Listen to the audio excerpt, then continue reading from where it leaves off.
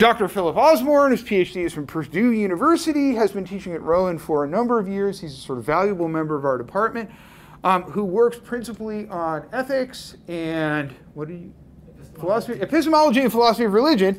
I knew this. And who today is going to present to us a talk on the title of Neo-Aristotelianism and Histories of Wrongdoing. So I would like to ask all of you to please join me in welcoming Professor Osborne. Good afternoon, guys. It's wonderful to see you. The title of my talk is Neo-Aristotelianism, and what the heck does that mean? Well, I think it might be useful to set some background. And I'm going to start in a very basic place with the is-ought gap. Some of you guys here are probably familiar. In fact, a fair amount of you are probably familiar with that idea, but it might be useful to set some of the stage and give you a sense of some of the stakes of why the heck anyone would care about some of this stuff. But anyway, there's this old point going back to David Hume, sort of like it was kind of a throwaway if you actually read the Treatise of Human Nature. But he makes this point where he says that you can never really justify a claim about how things ought to be solely by relying on claims about how they actually are. In order to get to the claim about how they ought to be, you need some kind of bridge principle that itself includes some claim about how things ought to be. So here a very simple example. Air pollution causes significant health risks, therefore we ought to regulate air pollution. And when I'm speaking colloquially, that's normally how I would phrase the argument. But Hume would say, really something is implied there, something you need. And that statement is, we ought to regulate things that cause significant health risks, right? If you don't have that normative bridge principle, you're not going to be able to get to the conclusion. And this was historically a very influential point. It led to a lot of different directions in ethics and meta-ethics, especially in the early mid-20th century, that Philippa Foot, the subject of today's talk, is not a fan of. So it would lead to things like non-naturalism, right? So goodness must be some irreducible non-natural property that's somehow out there in general, and when I say something's good, I'm ascribing that property to that thing. Or people would say, well, when I say something is good or bad, I'm not really making a statement about it. I'm expressing an attitude. I'm not even saying something that could be true or false, right? I'm saying, boo killing. That's what I mean when I say killing is wrong. And so these directions in meta-ethics, Foot was very much not a fan of, and she's looking for an alternative, right? And so what she's going to try to do is not really solve the is-ought problem, but rather dissolve it. And how is she going to do that? Well, we start with this idea of what are called Aristotelian categoricals. And to understand Aristotelian categoricals, you could think of it in terms of the kind of statements that David Attenborough would make on like a national, or like a, Our Planet or whatever the name of those documentaries is. So you can read it in this David Attenborough voice if you want. The adult male mayfly copulates and then dies shortly thereafter. Or a horrible impression, obviously, but you get the idea, right? These sort of general statements. Mammals provide milk for their young. The cat is a four-legged animal. Here, Foot is drawing on the work of another philosopher named Michael Thompson, right? And they really collaborated closely on these sort of projects. Like Thompson has this paper called The Representation of Life, where he sets out this idea of Aristotelian categoricals. He cites Foot's book, Natural Goodness, and Philippa Foot, in turn, cites Michael Thompson. So there's obviously a great deal of collaboration here, and it resulted in something I think that's pretty interesting. Now, what I'll have to say about it is pretty negative. It'll be pretty critical, and I hope that that leads to some more positive and constructive project, but that side of things is very underdeveloped, and so it's not really in this talk very much. You can ask me about it. You can grill me about where you see this going in terms of where I want to take my argument as we go through the question-answer period. But what's distinctive about the Aristotelian categoricals is, number one, they're not universal generalizations. When I say the cat is a four-legged animal, I'm not saying that all cats have four legs, right? Because there are some cats that have three legs, right? There are some cats that have deformities. Maybe they have two legs or none. Who knows, right? I'm also not making a statistical claim, like most cats have four legs. I'm not doing that either. right? Think about a statement like the adult male mayfly copulates and then dies shortly thereafter. Most mayflies don't do that. Most mayflies just die without copulating, right? It's a relatively small percentage of the males that are able to actually successfully reproduce, right?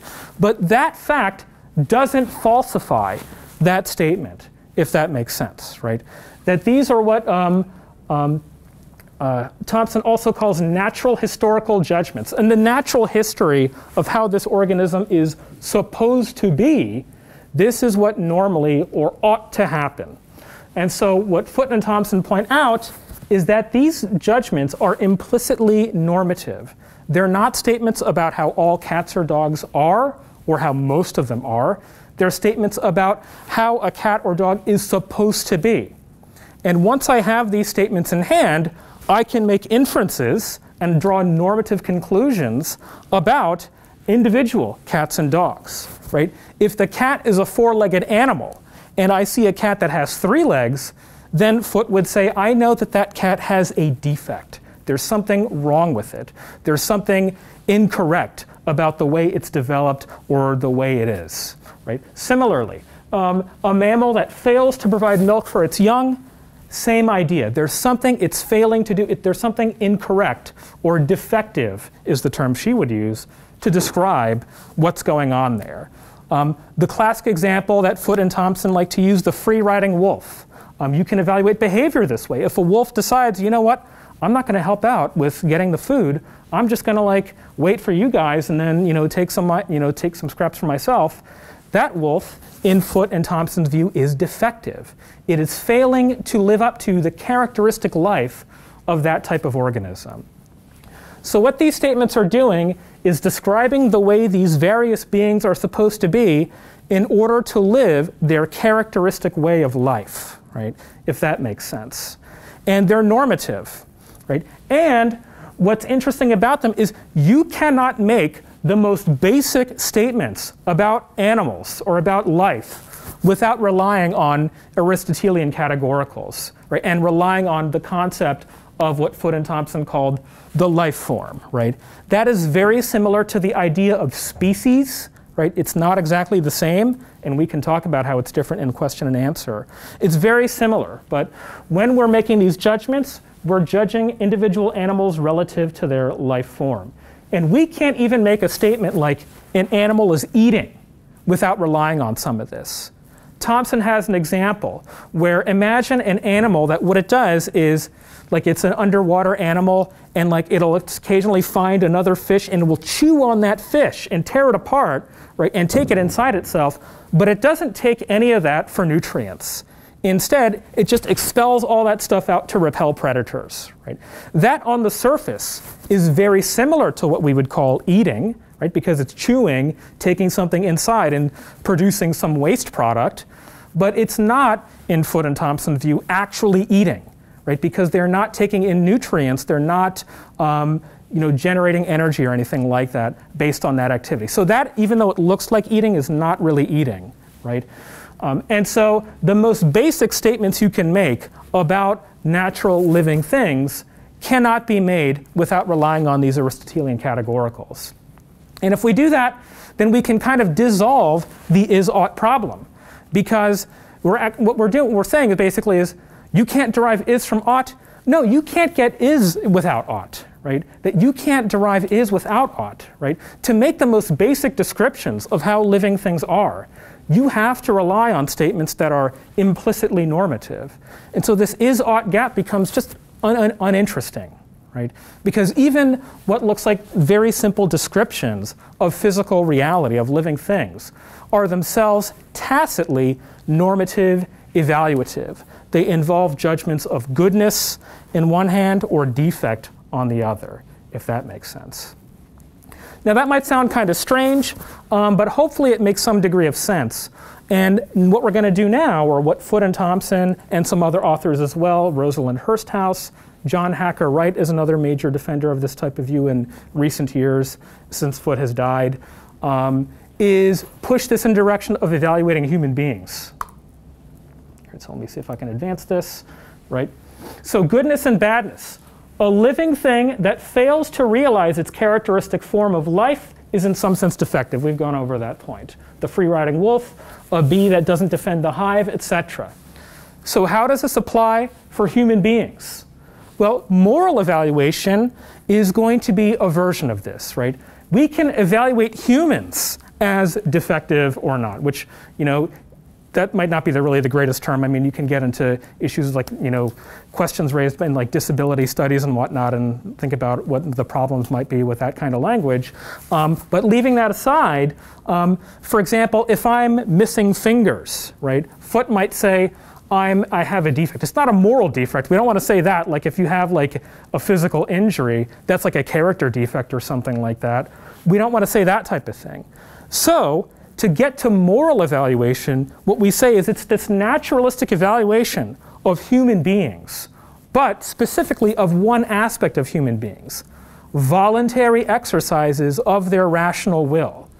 So to judge someone as good or bad, what I'm basically saying is that they are voluntarily exercising their rational will in a way that is either characteristic of the human life form, in which case it's good behavior, or it is not characteristic of the human life form, in which case it is bad behavior, right? And I'll give you a couple of examples to sort of flesh out this idea, right? But that's the thought, is that the logical structure of evaluating human beings and other organisms like plants, animals, etc., is fundamentally the same, right? Now, the most obvious question you can ask at this point, which is not really going to be the focus of my talk, but it's the most obvious question you would ask looking at this project, is what the heck is the characteristic form of life for human beings, right? Like, what exactly is that? Like, for a bee, I can get a pretty good sense that, bees defend the hive, right? Like when you attack a hive, a bunch of bees are going to come out and sting you. And that is the characteristic way that bees do things, right? But humans, we live so many different kinds of lives. We pursue different kinds of careers. Some of us decide to start families. Some of us don't. Some of us take up academia. Some of us, decide to do something completely different, decide to work a job that requires physical labor, or decide to go into business. We have so many different kinds of lives that we live that you might think, what sense does it make to talk about a characteristically human way of life? Now that is a major sticking point for the project that Foot, Thompson, and others are engaged in. I'll just briefly sketch out what an answer might look like. So one example of an answer comes from Rosalind Hursthouse in her book On Virtue Ethics, right? And she suggests that when we look at social animals, we tend to evaluate their behavior in terms of 4 ends. Individual survival. How does the behavior contribute to the individual survival of the organism, or the continuance of the species, or their characteristic freedom from pain and characteristic enjoyment, and the good functioning of the social group, right? And so the free-riding wolf is a defective wolf because it's not helping out. And the thought is, similarly, if I am disloyal or untrustworthy, right, then I'm failing to contribute to the good functioning of the social group. One thing that human beings need is to be able to trust each other, to be able to bind each other's wills through institutions like promise keeping, right? And if I fail to do that, then I'm engaging in behavior that Foot and Thompson would regard as defective in a certain way, right? Failing to live up to a characteristically human way of life because it's contrary to certain kinds of human goods. A more promising approach, I think, comes from a more recent paper by Jennifer Fry in a book, a sort of anthology on Thompson's meta-ethics, where she sort of criticizes a lot of what Foot and Thompson are doing, but she proposes a sort of Thomistic alternative, right? So there are certain basic goods that human beings kind of gravitate towards, maybe knowledge, right, or community, or life, reproduction, etc., right? And if my actions, if the way I exercise my rational will contributes to those goods, right, or contributes to that characteristically human way of life, it's good behavior. And if I fail to do so, right, because I break a promise, I hurt someone, or I'm untrustworthy, or I'm just an a-hole in general, and I disrupt other people's relationships with each other because of how much of a jerk I am, et cetera, then I'm displaying defective behavior, right? And so, yeah, there's a lot more to that. That is a whole can of worms that I'm not really addressing in my paper, but more than welcome to discuss that during the question and answer period, right? And so goodness and virtue then are going to be the next point that we get to, right? These views are very much in the tradition of virtue ethics, where what we're interested in is the traits that conduce to human flourishing, or the traits that can contribute to a good life, right? So virtues are traits that are going to contribute to fulfilling the characteristic form of life for human beings. So an example, courage, right? That seems like it's going to be pretty useful to contributing to the characteristic form of life of a human being, because human beings need to defend themselves from threats. And if you have courage, you're going to be better able to do that. Or loyalty, honesty. Those are some examples we've already sort of looked at. But the idea is that you're going to be able to get something relatively close to the standard list of virtues. If you wanted to, you could add something like compassion to this list. That might be something that contributes to a characteristically human form of life as well. And virtues are traits that contribute to these human goods, and vices are traits that fail to do so or are contrary to them, right? And so that's the basic project, as I see it, that's coming out of Neo-Aristotelianism. If you've ever read the Nicomachean Ethics, you can absolutely recognize the Aristotelian legacy of this. The emphasis on virtue, the emphasis on functioning and teleology and purpose, etc. You can definitely see all of that. All right, so here's where I come in, and here's where I'm going to try to develop what I think is kind of a novel critique. It's not maybe, that I hope is maybe not the one you might have thought of while you were reading, but might point to some interesting new directions, right? So here's the argument that I'm making, right? So if the first claim is, when I judge how well something performs its function or fulfills its end, right? I'm making a judgment sort of at a time slice. I'm making a judgment about how it's functioning at that moment and maybe how it's going to function in the future.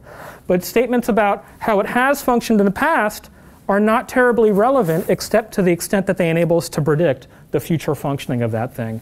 I'll give some examples of that in a moment, right? Second statement, right? Moral judgments about human beings do track our history. Things that you've done in the past are going to affect how I judge you, how good of a person you are now, right? Even if they don't really give me any ability to predict what you're going to do later on. And I'll give some examples of that, right? So that's the basic argument, is that when I make a judgment about whether or not something is fulfilling a certain kind of function, which these judgments that Foot and Thompson want to make are, I'm not really doing anything that has anything to do with the history of that thing. Whereas when I make a moral judgment about you, I am. So let me go ahead and defend those two premises in my argument. Right? First premise, right? So an obvious example would be TV sets, right? These are not living things, but just to illustrate the basic concept, let's just start with that, right? So I have two TV sets, or maybe I have these two screens here, and let's say this screen right here has been functioning extremely well for the entire duration of its existence, since it's been created. This screen right here was glitchy, it was problematic, it was causing, you could barely see anything out of it for the longest time, but some people came in, they fixed it, right? And now, based on how good of a job they did, we can reliably predict from this point forward that these two screens are going to continue functioning well, equally well, from this point forward, right?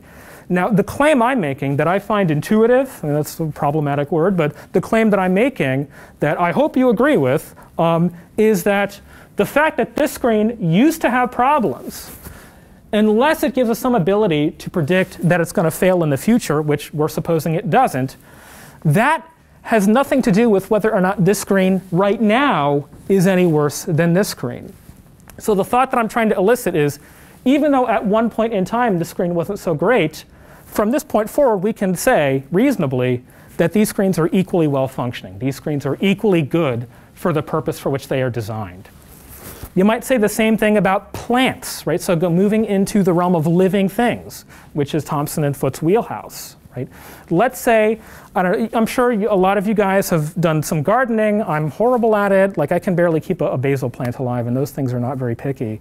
But like, let's say you've got a plant, you got 2 plants and they're the same species, and one of the plants has had a lot of problems, like pests or diseases or something like that. It's all kind of yellow and stuff. And the other one's very, very healthy. But you undergo a rigorous program, you do something, I have no idea what it is, I don't know anything about gardening, but you do something that makes it the case that the first plant is now just as green and vibrant as the other one, right? And we can predict from this point forward, as long as you do a good job taking care of them, that the 2 plants will be equally healthy from this point forward, right? And that situation, what I would say is that those plants are, if we look at it from the point of view of Aristotelian categoricals, equally good, right? Even though in the past, this one plant wasn't so great, right now, they're both fine. They're both equally good plants in whatever sense of the term you want to use.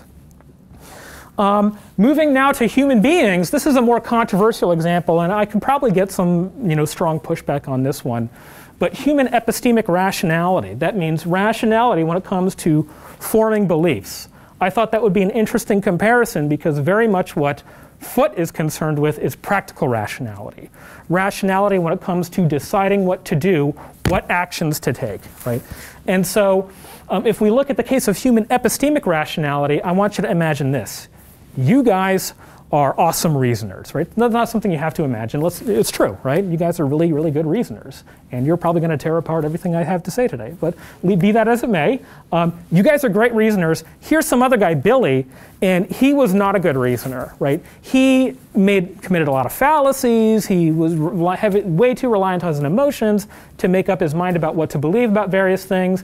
Maybe believed some kind of kooky theories and stuff like that. But fortunately, maybe he took, I don't know, Abe Witansky's critical thinking class, the logic of everyday reasoning, or something like that. And Professor Witansky successfully fixed a lot of the errors in, what was his name? What did I say his name was? Billy. Billy's, I'm using that name because who the heck is named Billy nowadays, it feels like. But like, he fixed, so we can now predict that because Billy was so edified by Professor Witansky's class, his reasoning ability in terms of figuring out what to believe is now just as good as yours, right? But in the past, he really stank at it, right? So do we want to say that Billy is a worse reasoner than you guys? And my intuitive sense is no. Even though at one point in the past he might have been, right now my intuitive sense is you guys are equally good reasoners as he is because he now sees the errors of what he was doing before. Okay, so that's premise 1, right? Premise 2 is, I think, they're both equally important. The argument doesn't work unless you have both of them, right? But this one may be more contestable. So I have 2 examples, or 2 people here. Let's say Sarah and George. Sarah, we're going to say, is a morally unremarkable person. Pretty much, let's say me. I'm going to assume you guys are morally remarkable, so I don't want to compare her to you, right? But let's say you guys are morally remarkable. Sarah is pretty nothing really, I mean, she's not a great person in terms of how she conducts herself, but she's fine. She gets by through life, and she makes some mistakes, but so do we all. Meanwhile, here's a guy named George, right? And he has a history of terrible misdeeds. But for whatever reason, we can now reliably predict that he's no more likely to commit wrongdoing than Sarah is from this point forward. Now that might seem like an unrealistic assumption or a hypothetical, but I was thinking of some real life cases in this regard. So for example, one thing I do when I teach retributivism and the theory of punishment, or the philosophy of how punishment is justified, or when I talk about free will, I always use the example of Shiro Ishii, if anyone's ever heard of him. And he was the head of Japan's Unit 731, right? And what they did is biological weapons. So they would do things like, they would take a plane, it was filled with ticks that had bubonic plague, fly it over some city in China, open up the doors, right? And all sorts of horrific human experimentation, which I won't describe. Well, after the war, we thought that maybe we could get something good from their research, right? Maybe they have some cool things that they know, or useful, potentially life-saving things that they know. So we'll give them immunity, right? And get all their research, and it unfortunately had nothing. But Shiro Ishii, after doing all these awful things, he just went on to live a normal life, right? Afterwards, he just went on to continue living his life in Japan, and he lived to like 90-something, and he became the head of a Japanese medical company, and as far as I know, he didn't go on to commit any other horrific, human experiments during the course after the war. But he has that history of having done terrible things in his past, right? Maybe we can predict now he's not going to do anymore. And in fact, it's a fairly consistent pattern. There's a fair amount of evidence that people tend to age out of crime, which is one of the arguments for like reducing the length of sentences for various crimes, that there's a tendency to sort of age out of crime. Like once you're like, I don't know, 50, 60 something, chances that you're going to try to hold up a bank or something really, really go down. So let's suppose that George, he has a history of terrible misdeeds. Let's say he's kind of like this Shiro Ishii figure. He's a war criminal or something like that. But the war is over, and there's really no incentive for him to engage in future misdeeds. And so from this point forward, we should not predict any more misbehavior from George, or at least any worse misbehavior than we would get from Sarah. And so assuming that's true, or assuming that stipulation is an acceptable one, my claim is that the fact that George did do things in the past justifies a moral judgment of his character, right? It doesn't matter that, or it matters somewhat, but not enough to, take away from the fact that George, it's hard to say he's a good guy or he's equally as good as Sarah. It seems hard to say that, even though their current states are seemingly similar, their current level of moral functioning, if you want to call it that, is generally similar. It seems owing to the fact that George did all these horrific things in the past, right? We cannot justly say he's no worse than Sarah, right? That's sort of the claim that I'm making that's supposed to justify the second premise. So hopefully that makes sense. The first premise, when I'm talking about how well a thing is functioning, I'm not really very interested in the history of that thing, except to the extent that it affects the future of that thing, or its present. When I talk about how good of a person you are, I'm very much interested in the things you've done, independent of what it gives me the ability to do in terms of predicting your actions in the future. And so therefore, I'm going to conclude these two kinds of statements are somehow, I don't know if I want to say logically different, but fundamentally different in a way that I'm not really sure can be accommodated in the Neo-Aristotelian framework. Moral judgments have this history tracking feature, and the kind of judgments Foot, Thompson, and the others are after don't really do this as far as I can see. So that's the main argument. I'm going to consider some objections and replies, and you're probably thinking of some of them yourself as we go through this.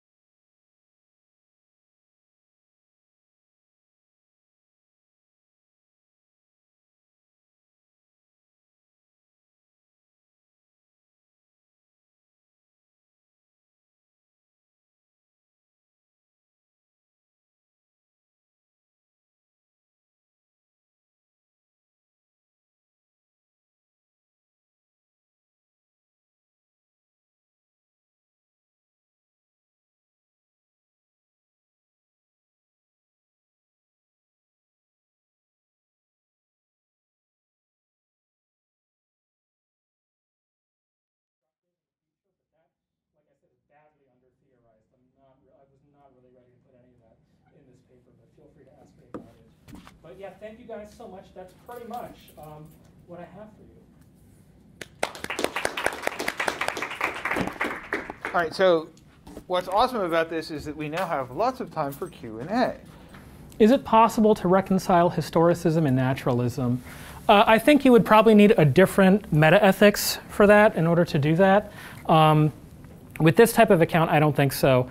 But there's a lot of naturalistic accounts of ethics that are out on the table. So you could maybe an expressivist account might work, or something like R.M. Hare has a theory like this, where he has this very elaborate expressivist view that goes into a kind of weird combination of utilitarianism and Kantianism, or I can actually non-natural. No, that's absolutely not reconciling naturalism and historicism.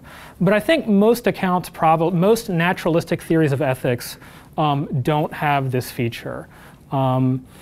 Another account might be, there's one from a philosopher named Nicholas Sturgeon, and basically his idea is that properties like goodness and badness are things that we should believe because they're good explanations of phenomena, right? And so, for example, he'll give examples like the best explanation of why slavery ended is that people recognized it was unjust, right?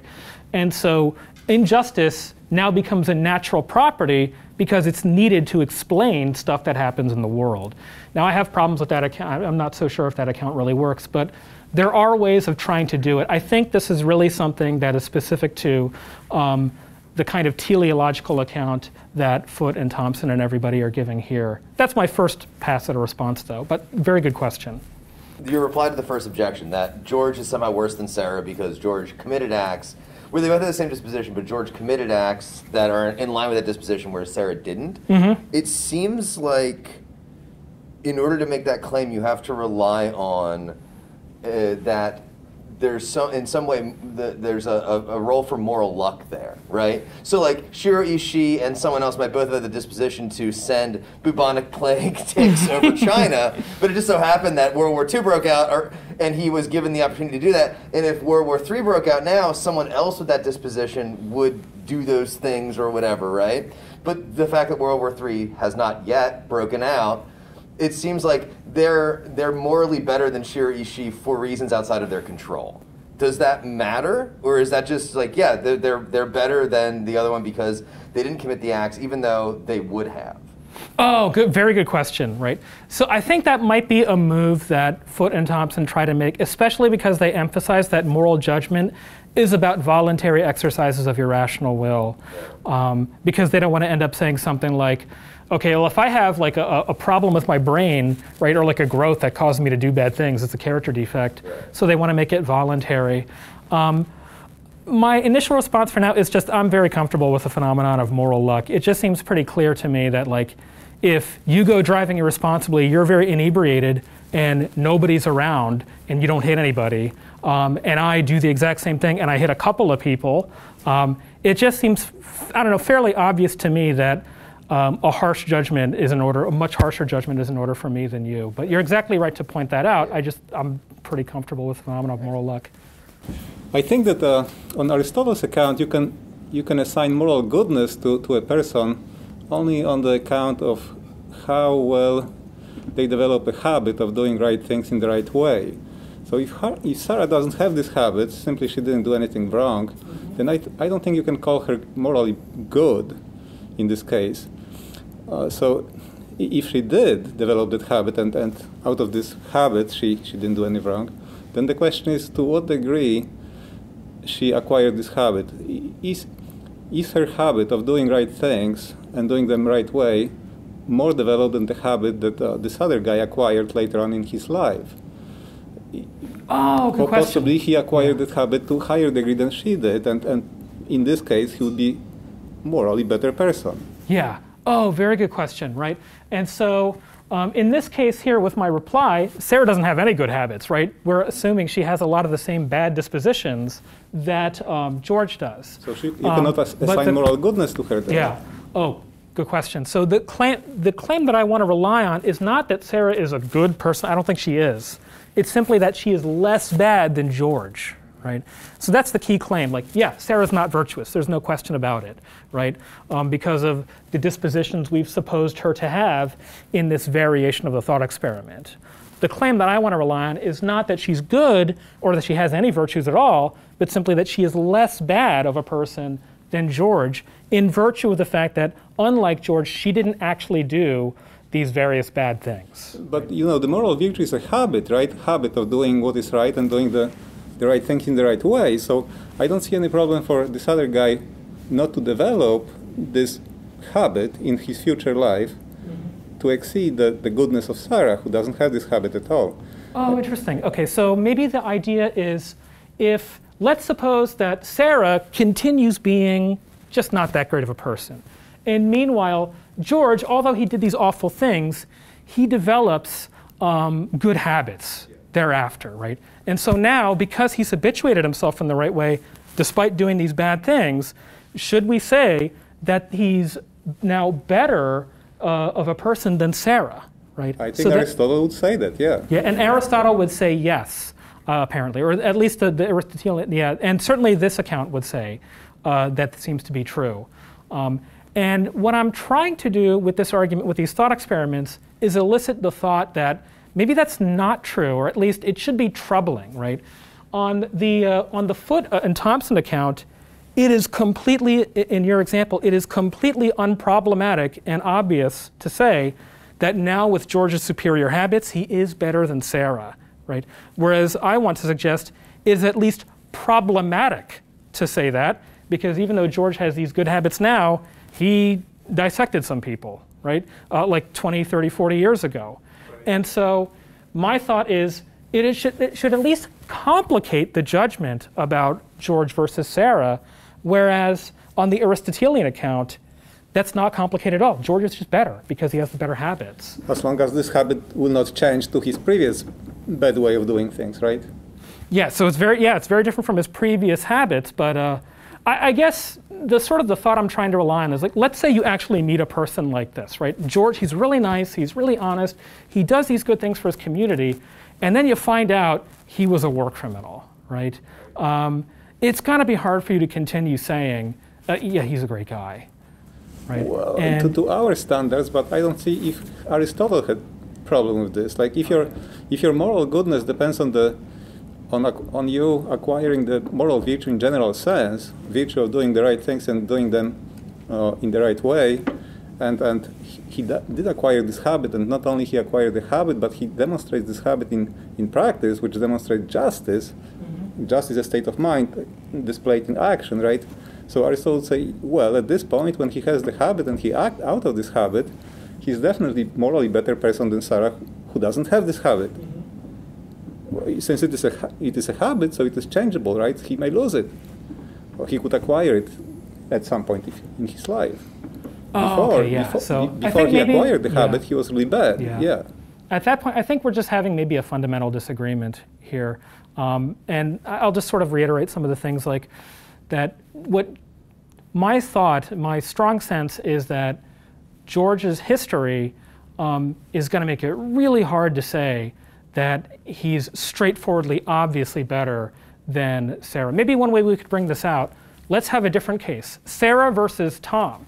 Tom has the same habits as George does now. Tom never did any bad things, right? And so if that's all that matters, Tom and George are equally good. They have the same good habits, right?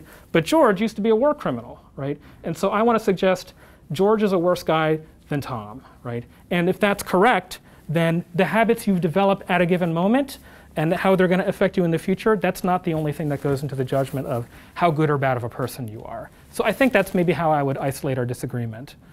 But no, very good question. I have sort of two lines of questions. First, I just had something to say about sort of the discussion of habits. Mm-hmm.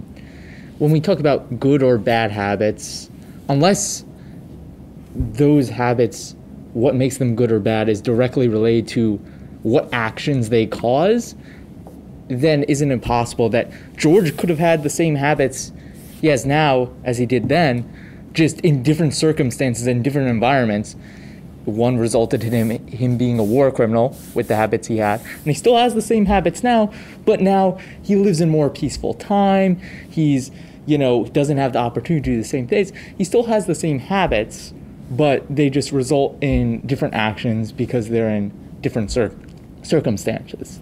In which case, what makes the habits good or bad? I'm not. Oh, okay, yeah. So, good question. So Aristotle, and I'm sure Foot and Thompson would agree, that virtue is a disposition to behave in a certain way, right? To behave in the appropriate ways. And so if there are possible circumstances where you could find yourself being a war criminal or something like that, or doing terrible things, that even if you're not in those circumstances, you're not virtuous now. And I'm not contesting that claim. I actually agree with that claim.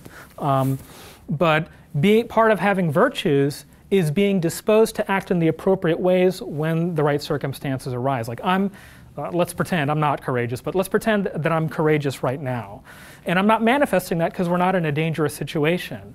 But what it means for me to be courageous is if the circumstances were to arise, smoke starts billowing into the room, right? And I don't panic. I know I'm supposed to get low to the ground and find a stairway, do all those kind of things.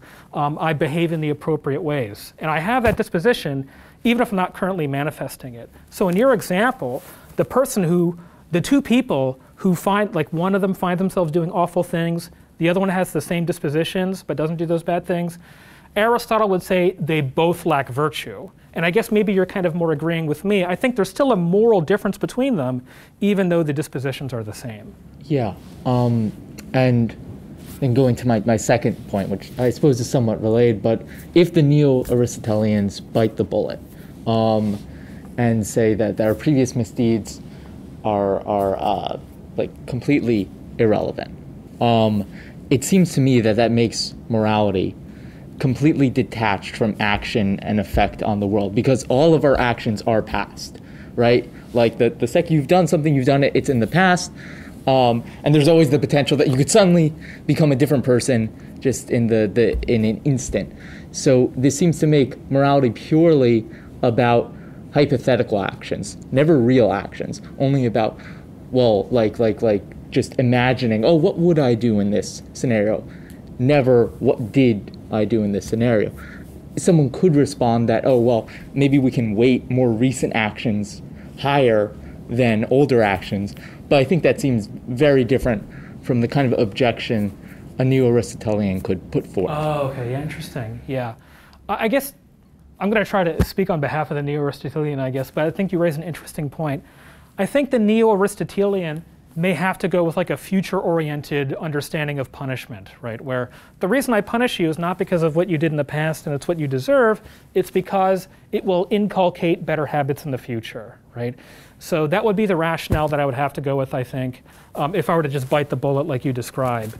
That's probably the move I would have to make, I think, is to say that punishment is future-oriented. It's about inculcating virtue. It's about making sure you behave differently in the future and have different attitudes and whatnot. But no, thank you.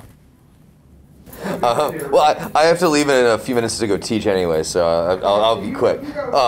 So I guess one question, maybe a follow-up. What was the argument that we thought you were going to make in the beginning?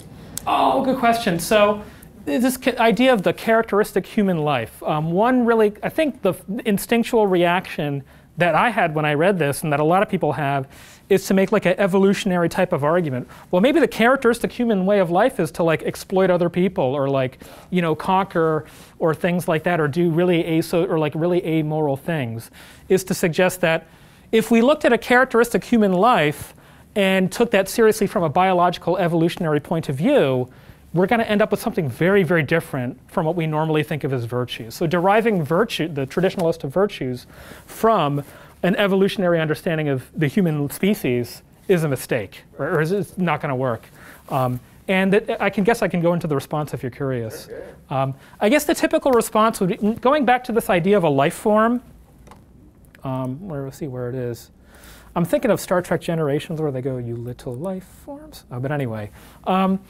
Anyway, so the idea of a life form, it's not the same as the idea of a species. The idea of the life form is not a concept you get from empirical investigation.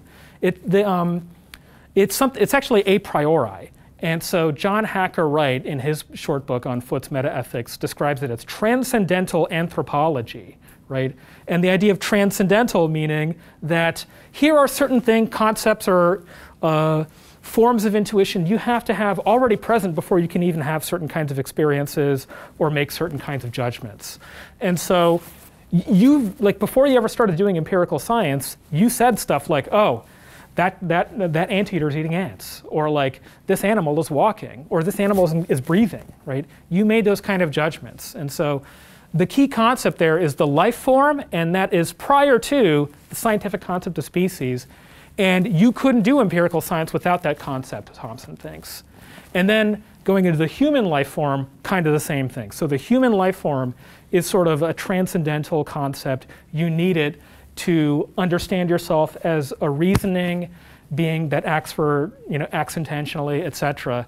And it's relative to that concept that we sort of try to derive what the characteristic human life is. So that's how they would respond. Thank you. Oh yeah, absolutely. Yeah, see, on one of your slides you made a distinction between virtue and goodness, I think. Oh, I don't know if I meant it to be a distinction. It was virtues and or goodness. Like an opposition anyway. Goodness and virtue. Yeah, right. How do you see them different, goodness and virtues, here? Oh, yeah. So virtues are the things you need in order to be good, right? That there's really not, and the distinction's not even really that deep, because on a lot of accounts, the virtues are constitutive of goodness, right? Flourishing so shouldn't be thought of as something you could get. If we talk about moral virtues, right? Moral virtues, they are the habits of doing right things in the best way possible, excellent choices. Yeah, that's what makes you good. But I don't see how you can really separate these two things. Okay. I don't know if Aristotle offers some concept of moral virtue in general sense, right? Moral virtue in general sense is pretty much your habit of doing everything right and doing the right things in the right way. So if you do it, you are an excellent human being, right? So this is, if you acquire the moral virtue in general sense, you are excellent moral human. Oh, okay, yeah. So I think the way I would answer this is actually, this is the way Foot and Thompson would answer. The reason why they want a distinction between goodness and virtue, goodness is a bigger umbrella category, because remember, it applies to animals and plants and stuff like that. And I don't know if I would describe a healthy plant as virtuous, right? Like it's got like great, it's got great roots and stuff like that. I wouldn't describe it as virtuous, but I would describe it as good rather than defective. And so human goodness is kind of a subset of that. And so goodness is kind of a wider category that can apply to a lot of things that you wouldn't assess as being virtuous or vicious. I see that what Aristotle says, that any function can be done properly or excellently, right? So when the plant operates according to the plant's function, it's a proper plant. But I wouldn't call it excellent unless this plant goes beyond its own plant's nature somehow. Yeah. And I don't think plant can do this, actually. Maybe if it is really some... Oh, okay, so maybe you're also objecting to what Foot and Thompson are doing here, because in their account, the goodness of a human being is similar to the good, in some way, is similar to the goodness of a plant. It's just the goodness of your rational will. Whereas you think there's this idea of excellence that can't really be captured in that framework. If we think of goodness as of a human being is somehow fundamentally, structurally similar to the idea of goodness of the goodness of a plant, then maybe there's this other idea of excellence or somehow being exceptional that can't fully be captured there. I don't know if I should ask. I was just going to say as a follow-up to the last question, I've been trying to, first of all, really enjoyed this. Thank you so much. And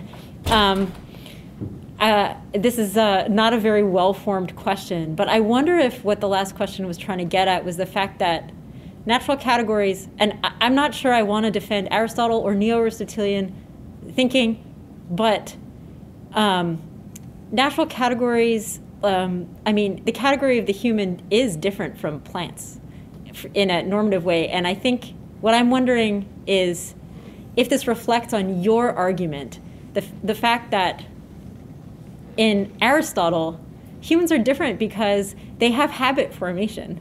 And the moral assessments that we make of human beings and how they behave are connected to something bigger, namely society, and like how human beings live together with one another, which means that it would be very difficult, at least from an Aristotelian perspective, to separate the stuff a person does and our moral assessments of what a person does from the broader sets of circumstances, which means that, at least from an Aristotelian perspective, the two people who, like the person who, in the hypothetical situation, would do genocidal things, and the person who has that disposition but doesn't do them, I'm not sure. This is the part where I'm like, I'm not sure how to ask this question. That's okay. But the question of circumstance seems to be important here. Yes. And also the way that circumstances have an impact on how people behave and the way we make moral assessments. And what you're trying to say is we can separate people's actions and our moral assessments of them from what they did in the past. And even though it's not, we can't totally separate them, like, yeah, we would want to make a moral evaluation that's like, okay, that person who did stuff in the past, like, we can't predict the future, but we still want to think that they're, like, kind of bad. I actually don't know that, I think I'm just, like, struggling with it, and I'm like, this doesn't seem that different from Aristotle, but the one thing that is different is to say we can make an analytic distinction between sets of circumstances and our moral evaluations of a person. So I just was wondering if you could say something about that, because it's Agree in Aristotle. Yeah, because in some ways I was like, oh right, but anyway, I'm sorry for that question. Oh man, there's a lot to unpack there. So I think maybe some of it is maybe somewhat related to Brad's question about moral luck, where the circumstances maybe are going to affect the evaluation that we make of how good of a person you are. And I think even Aristotle seems to agree that circumstances that are kind of beyond your control can affect your ability to develop virtue and stuff like that. So I'm not sure if Aristotle is really the person who's in position to reject the phenomenon of moral luck. But as far as the other question, like, is it that maybe you don't find it very intuitive, the claim I'm making, that maybe this guy who did bad things in the past, even if we don't really have any reason to believe he's going to continue bad things in the future, that maybe you're struggling with that claim, or you're not sure if it's very plausible, or? I'm struggling with the rejection of one's role and position and function. I think fundamentally it's more of a problem with Neo-Aristotelianism, which is the setup for the whole argument that's being made, where I'm like, actually the whole question of function for human beings has to do with education. Dispositions are cultivated through education. So we can't really separate those things from how a person acts and our assessment of whether they're a good or bad person. Can I pile onto this? Sure. I'm sorry. I'm glad I'm not. No, I want to pile. I just want to pile on because I'm sitting here. All right, so moderator's privilege. I'm just taking it now. So the part of me wants to be like, and I'm afraid, and I think Eva's afraid of this too. Tell me if I'm wrong. I'm a little afraid of totally losing the thread of your argument, right? And then sort of making this argument of, well, I don't actually like how Foot and these people are reading Aristotle, and I think they're missing some sort of important aspects of Aristotle, and that there's a more plausible or more interesting version that actually comes out of classical Aristotelianism rather than Neo-Aristotelianism, which is if you asked me to really say what I think, that's actually probably where I'm coming down here. But I do think there's something really important, and I think it's related to what Eva's worried about. I don't think the function in Aristotle is ultimately the capacity to reason, right? The distinctive function. It's not, these particular outcomes you're supposed to be producing. It's actually, and then the virtuous disposition, the virtuous state, and I'm actually going to kind of insist on the word hexis here for a moment, because hexis is not a disposition. Right? It gets translated, it gets understood as a disposition a lot, but it's actually not a disposition, right? And Irwin actually emphasizes this at one point in the notes to his translation, so just sorry for being super nitpicky here. And the difference is important, right? Because when you really dig down into it, having the state actually does is it recruits reason in the right way when confronted with circumstances. If that's how you understand what's going on in being a virtuous person, and this is why I think it poses an interesting objection that kind of relates a little bit to what Eva's up to, then it sort of neutralizes the question of, do you have the dispositions to act in certain ways? Because when you're thinking of dispositions in that way, you're thinking of, repeatable habitual patterns that will lead to actions sort of like instinct patterns or kind of hardwired behavior patterns. But that's not what Aristotle's thinking of. Even less than actions as the sort of site of any kind of ultimate moral evaluation. It's also not dispositions in some way where we're talking about a programmatic kind of tendency to behave in X, Y, or Z way. We're talking rather about whether you recruit reason in the right ways to sort of figure out how to act, and whether you kind of harmoniously do that or have to struggle against yourself, to bring that actually about. And I feel like if you really go back to that kind of sense of virtue, which is not what they're doing. So they kind of want to get this idea that we can morally judge people on the basis of their dispositions, right? And I feel, or at least that's the way I'm hearing this, right? And I'm hearing you being like, no, actions matter too.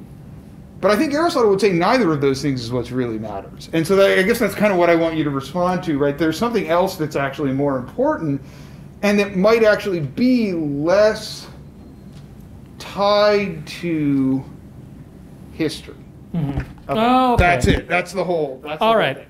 Okay, so a couple of things. So I guess in fairness to the Neo-Aristotelians, they do really make a big deal about practical rationality and about how virtuous behavior is not just a disposition. My reference to dispositions is really kind of a simplifying device to keep the similarities between George and Sarah as simple to talk about as possible. That was really a simplifying device. But in fairness to them, they really do emphasize the importance of practical reason. Sometimes I think to the point where it might start to threaten the degree to which their project is actually naturalistic. But I guess maybe what you're hinting at might be a version of something like, I don't know, the present residue type of objection I mentioned early on. So it would be something like, okay, let's say that Sarah, not only are her dispositions bad, her practical reasoning's terrible, right? That her, the way she understands and relates emotionally to various ideas is awful, right? So it's not just her dispositions that are bad, it's, her reasoning and the way she thinks about these things and her value system. Oh, I'm sorry, I'm poking at this thing. Shouldn't be doing that. And maybe George, like in Professor Marchuk's example, has improved those things, right? Not only is he not going to commit any more terrible actions, but also he has an understanding of why it's a bad idea to do that in the future. And I want to suggest that the question of whether or not that makes George now better of a person than Sarah can't just be settled by that, right? The history comes into it, right?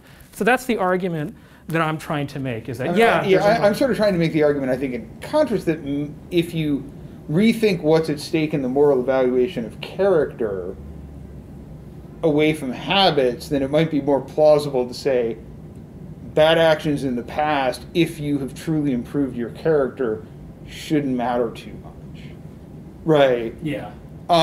That may be, ultimately a point of maybe that's kind of what I'm trying to get at. Oh, right? okay, I got you. See what I'm getting, yeah. Right? Like if you're thinking about it just in terms of whether or not we possess dispositions, and I know it's a little bit tangential to your argument, because I think your real argument is assuming they're the same, this difference seems to matter. Yes. But I think the thing that Eve and I are probably both struggling with is, why does that past have to matter so much? I don't know if I can. And I hate to do this, guys, but we also have to give up the room. Okay. And we're kind of right up against the end of our period.